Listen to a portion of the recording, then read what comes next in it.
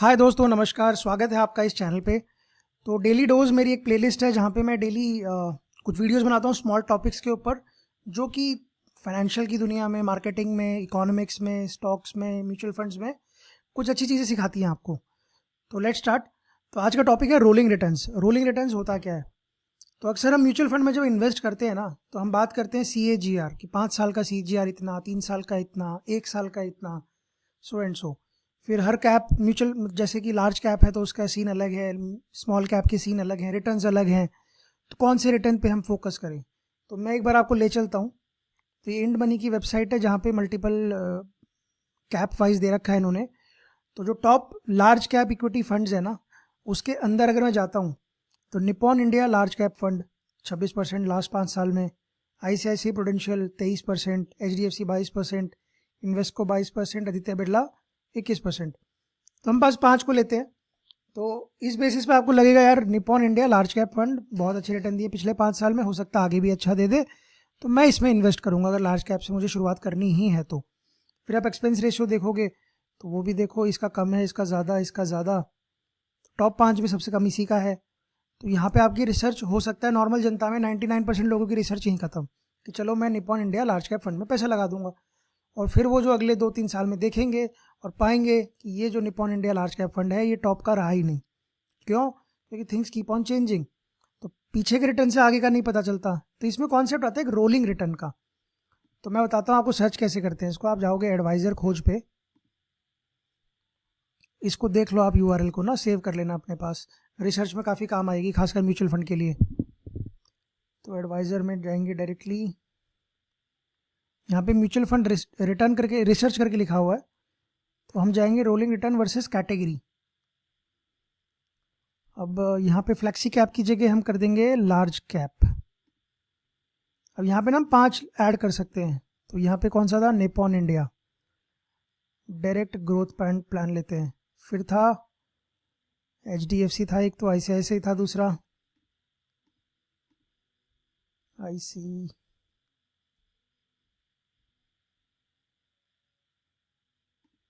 ठीक है। चौथा क्या था? एक आदित्य बिरला था इसमें।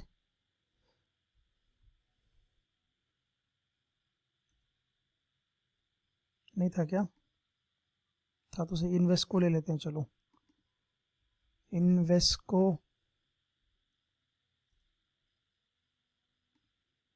चौथा है ये, 5 वाले लेते हैं आदित्य बिरला। आदित्य बिरला इसमें लिखा नहीं है क्या? चेंज हो गया कुछ? चलो ये आ नहीं रहा है। मनु लाइफ छोटा सा फंड है। कोटेक, अगर मैं सिर्फ बिरला लिख के देखूं तो कुछ आता है क्या? नहीं आ रहा है, पता नहीं क्यों नहीं आ रहा है। चलो कोटेक का उठा लेते हैं, ठीक है। अब मेरे को एवरेज चाहिए 5 साल की, क्योंकि उधर भी हमने 5 साल का देखा था। और मैं सर्च करूँगा 5 साल का रिटर्न चाहिए, तो मुझे चाहिए कि पीछे के 10-15 साल इन्होंने कैसा परफॉर्म किया है, मैं वो देखना चाहूँगा। तो मैं देखना चाहूँगा कि अगर मैं जाऊँ इस पर 2010 से, अगर मैं परफॉर्मेंस देखना चाहूँ कैसा किया है, तो इसमें कौन सा फंड है? निपॉन इंडिया तो आया ही 2013 में, 1/1/2013। चलो इसको 13 ही कर लेते हैं अपने रेफरेंस के लिए।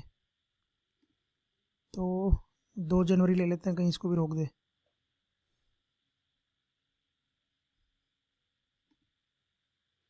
तो अभी ये पूरा लोड हो जाएगा, पांचों फंड का डिटेल इसमें आ जाएगा इधर पे।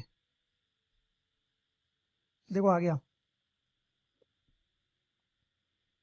तो अब रोलिंग रिटर्न होता क्या है, थोड़ा सा मैं वो भी समझा दूँ आपको। तो अब 2013 से लेके आज क्या है, 2025, 13 जुलाई 2025 है ये वीडियो जब रिकॉर्ड हो रहा है।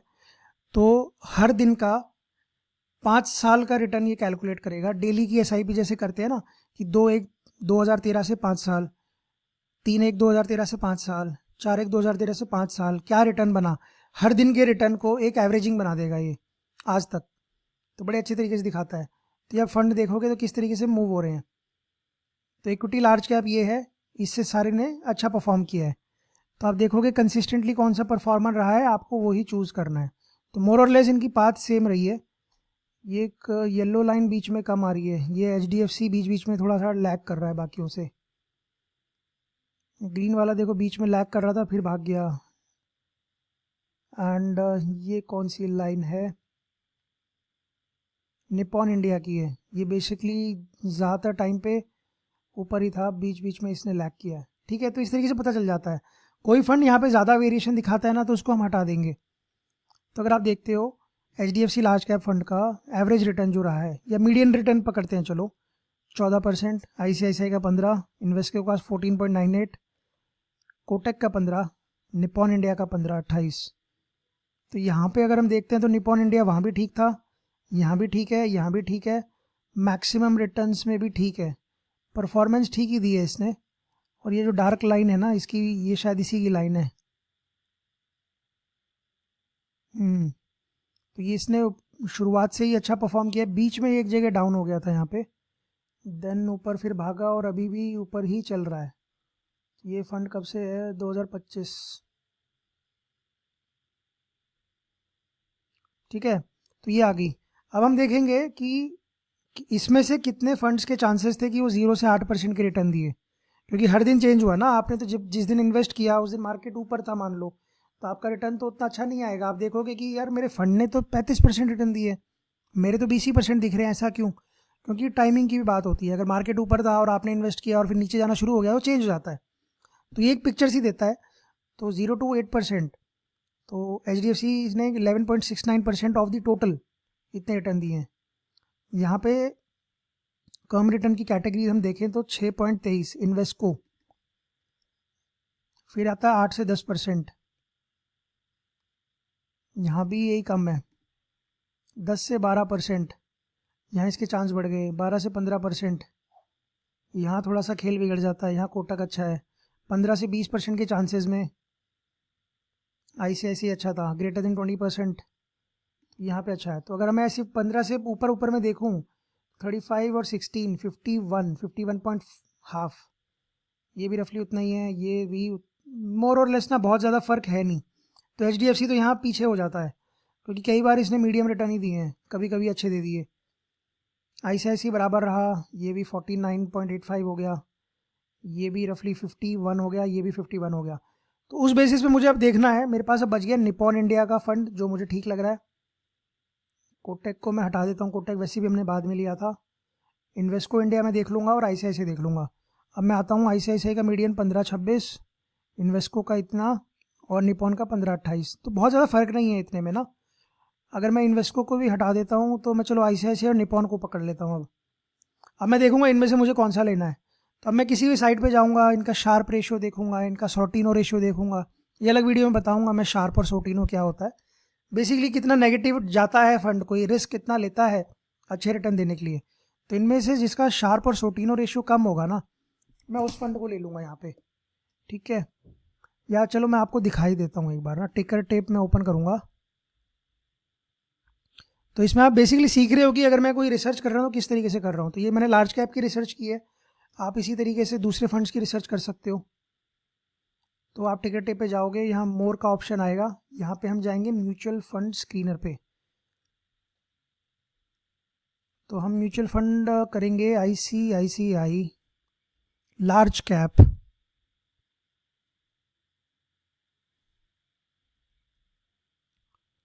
यहाँ पे म्यूचुअल फंड ले लेते हैं पहले ही, ICICI prudential large cap fund. ठीक है, ठीक है।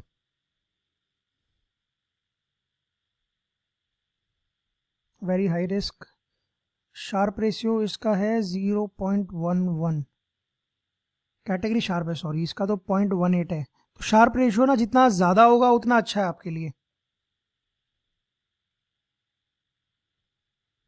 ठीक है, ये हो गया 0.18 शार्प रेशियो। अब हमने दूसरा फंड कौन सा सेलेक्ट किया था, निपॉन इंडिया।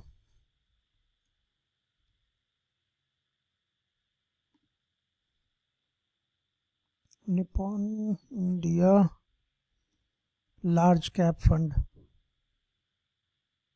ठीक है, इस पे आ जाते हैं। इसका शार्प रेशियो कम है, तो यहाँ पे ICICI बाजी मार गया। अब मैं सिर्फ एक गूगल सर्च ही कर लेता हूँ, ICICI large cap fund Sortino ratio.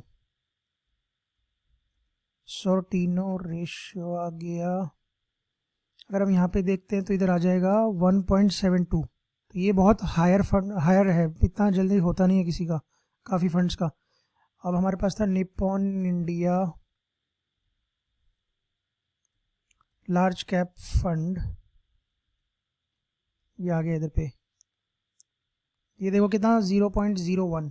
तो निप्पॉन इंडिया ज़्यादा रिस्क लेता है उसके मुकाबले।